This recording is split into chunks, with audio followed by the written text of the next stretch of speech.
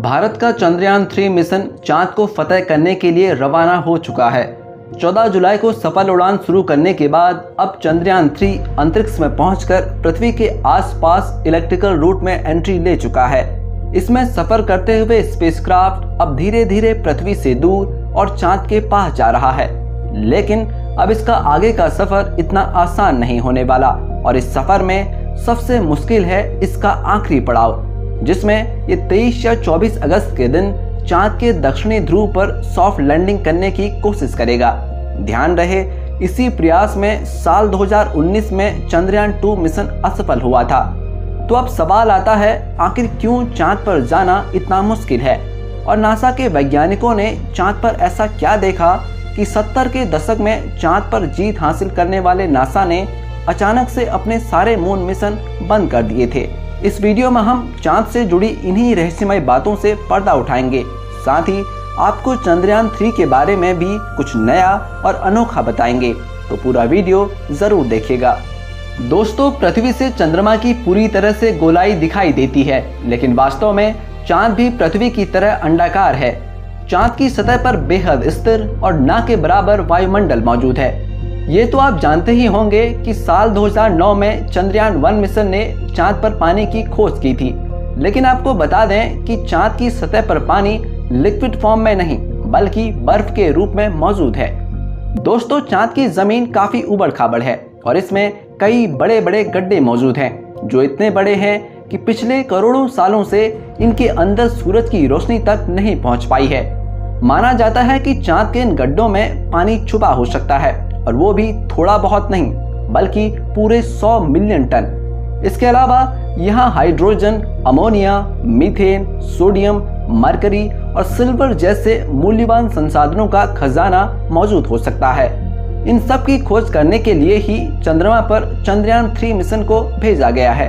साथियों, साल 1959 में रशिया के स्पेसक्राफ्ट ने पहली बार चांद पर लैंडिंग की थी, जिसके बाद अमेरिका ने भी कई मून मिशन किए और 20 जुलाई 1969 के दिन नासा के अपोलो 11 मिशन के दौरान एस्ट्रोनॉट नील आर्मस्ट्रॉन्ग और बज एल्ड्रिन ने चांद पर पहली बार कदम रखा था।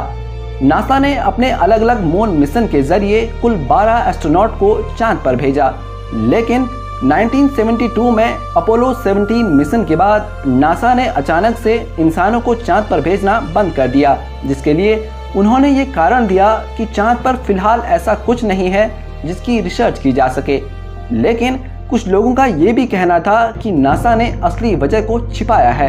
नासा द्वारा भेजे गए इन 12 में से कई अंतरिक्ष यात्रियों ने चांद पर कुछ अजीब सी आवाजें सुनी थी, तो कईयों ने चांद पर बने एक अजीब ब्रिज और कूलिंग टावर जैसी रचना को भी देखा था। वहीं चांद की खोज के दौरान वैज्ञानिकों को एक सैटेलाइट डिश जैसी रचना भी दिखी थी और वैज्ञानिकों के मुताबिक इसका अपने आप बनना नामुमकिन है।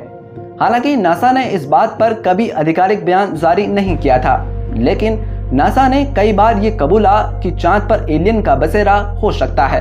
खैर, चांद पर एलियन हो सकते हैं या नहीं, इस बारे में आप अपनी राय हमें कमेंट बॉक्स में बता सकते हैं। फिलहाल यहाँ सबसे ज्यादा गौर करने वाली बात ये है कि ये सभी मिशन चांद के उत्तरी ध्रुव पर किए गए थे, जहाँ पर लैंडिंग करना चांद के दक्षिणी ध्रुव के मुकाबले काफी ज्यादा आसान माना जाता है।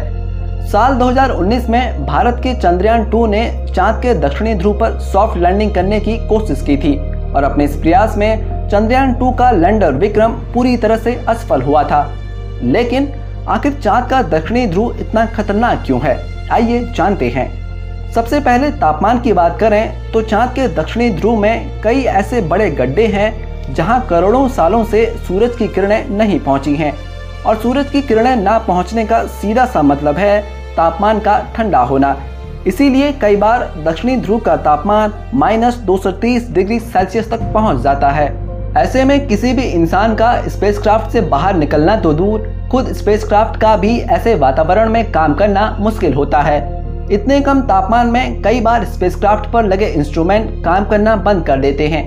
वहीं सूरज की रोशनी ना पड़ने की वजह से चांद के दक्षिणी ध्रुव के कई हिस्सों में काफी ज्यादा अंधेरा है, और इसी वजह से चांद के ऑर्बिट में घूम रहे नासा, रशिया, चाइना व इसरो के ऑर्बिटर भी वहां के काफी हिस्सों को ठीक से नहीं देख पाए हैं। यानी कि उन हिस्सों में क्या हो सकता है इसकी ठीक ठीक जानकारी किसी को नहीं है।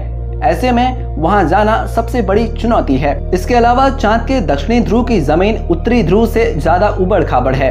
वहां पर कुछ सेंटीमीटर से लेकर 2500 किलोमीटर तक के बड़े बड़े गड्ढे मौजूद हैं। ऐसे में रिसर्च के लिए किसी रोवर को वहां चलाना हो तो काफी सावधानी बरतनी पड़ती है, क्योंकि अगर रोवर किसी बड़े गड्ढे में गिर गया तो उसे वहां से निकालना लगभग नामुमकिन हो जाएगा और रिसर्च मिशन भी फेल हो जाएगा।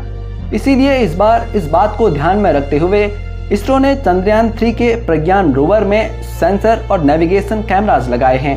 अब सवाल आता है कि चंद्रयान 2 का विक्रम लैंडर चांद की सतह पर सॉफ्ट लैंडिंग करने में क्यों असफल हुआ था। इसरो के मुताबिक धरती से चांद की दूरी करीब 3,84,400 किलोमीटर है। ऐसे में इतनी दूरी से लैंडर पर स्पेस कम्युनिकेशन बनाए रखना काफी मुश्किल होता है, क्योंकि इतनी दूरी पर रेडियो सिग्नल वीक हो जाते हैं और एंटीना से बहुत ज्यादा बैकग्राउंड की आवाजें आती हैं। साथ ही अपने ऑर्बिटर मोशन की वजह से चांद लगातार अपनी पोजीशन बदलता रहता है।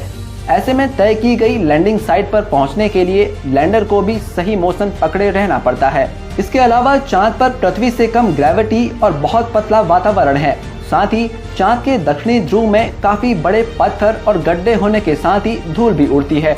ये सभी कारण किसी भी लैंडर को लैंडिंग करने में काफी चैलेंजेस देते हैं और इन्हीं में से किसी एक कारण की वजह से चंद्रयान 2 का विक्रम लैंडर क्रैश हो गया था। लेकिन पिछली बार आई मुसीबत से सीख लेकर इसरो ने चंद्रयान 3 के लैंडर विक्रम को पहले से ज्यादा एडवांस और पावरफुल बनाया है और यदि सब कुछ प्लान के मुताबिक रहा तो 23 या 24 अगस्त के दिन विक्रम लैंडर को चांद की सतह पर लैंड करवा दिया जाएगा। साथियों, अगर इस बार चंद्रयान 3 का लैंडर चांद पर बिल्कुल सही तरीके से सॉफ्ट लैंडिंग करता है तो अमेरिका, रशिया और चीन के बाद भारत वो चौथा देश होगा जो चांद पर सॉफ्ट लैंडिंग करेगा।